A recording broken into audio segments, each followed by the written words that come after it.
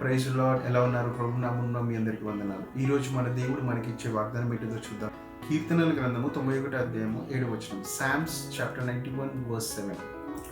Though 1,000 fall at your side, though 10,000 are dying around you, these evils will not touch you.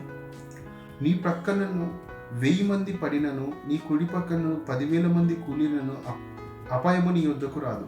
హల్లెలూయా. చూడండి ఇక్కడ స్పష్టంగా, అవునా, ఇక్కడ మనం చూస్తే ఏంటిదనంటే దేవుడు కీర్తనల ద్వారా మనతో మాట్లాడుతున్నాడు. ఏంటిదనంట, నీ పక్కన 1000 మంది పడినా, నీ కుడి పక్కన 10,000 మంది కూలిన అపాయం ఏది నీ దగ్గరకు రాదంట.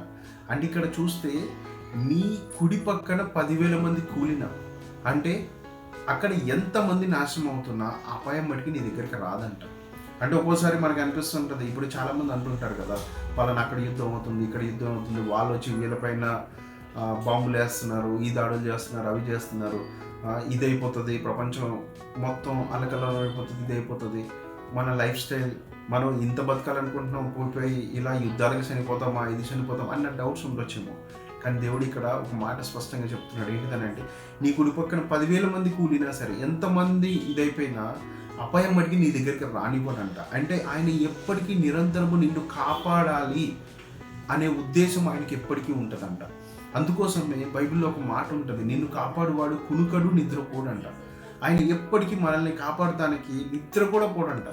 నిరంతరము మన యొక్క ప్రొటెక్షన్, మనం ఎలా ఉండాలి, మన లైఫ్ స్టైల్ ఏంటి, ఎప్పుడు ఎలా నడవాలి ఏంటి, ఎప్పుడు మన గురించి ఆలోచిస్తూ చింతిస్తూ ఉంటాడంట మన దేవుడు. ఒకవేళ మనం బాధపడుతుంటే ఆయన మనకంటే ఎక్కువగా బాధపడతాడంట. మనం దుఃఖంలో ఉంటే, అవునా, ఆ టైంలో మన దగ్గరకు వచ్చి ఓదార్చడానికి ఆయన ఇప్పుడు ప్రయత్నం చేస్తుంటాడంట.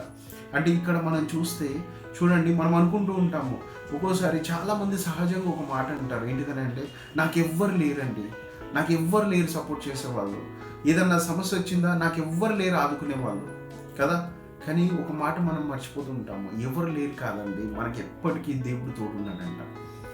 వెనెవర్ వీ ఫీల్ లోన్లీ, అక్కడ లోన్లీ అనే పదం లేదు, మనకి దేవుడు ఉన్నాడంట. మనం ఎప్పుడైతే ఒంటరిగా ఉన్నానని అనుకుంటున్నామో అది అబద్ధం. మన పక్కన ఎప్పుడు దేవుడు ఉన్నాడంట.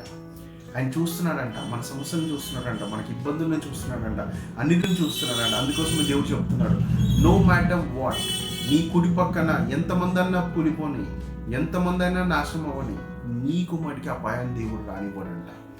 అంటే నువ్వు చేయాల్సింది ఒకటే, ధైర్యంగా ఆయన పైన ఆధారపడి, విశ్వాసముతో, నమ్మకముతో ఆయన యందు నువ్వు నమ్మకంగా ముందుకెళ్తే, నమ్మకంగా నువ్వు ప్రార్థన చేసుకుంటే, దేవుడు ఖచ్చితంగా నీ పట్ల గొప్ప కార్యం చేసి, నీకు ఏ అపాయం రానివ్వకుండా నీ పట్ల గొప్ప విజయాలను దేవుడు ఇస్తాడంట. అందుకోసమే విశ్వాసముతో, నమ్మకంతో ఆయనను పట్టుకో, బలంగా ముందుకెళ్ళు, ఎక్కడ కుంగిపోవద్దు, ఎక్కడ నిరుత్సాహపడొద్దు. మన దేవుడు మనకు తోడున్నాడు, మనల్ని విడిపించే దేవుడు ఉన్నాడు, కాపాడే దేవుడు ఉన్నాడు. ఆయన ఎందు నమ్మకంగా ఉందాము, నమ్మకముతో ముందుకు నడుద్దాము, దేవుడిచ్చే గొప్ప సాక్ష్యాలను పొందుకుందాము. ఆమేన్.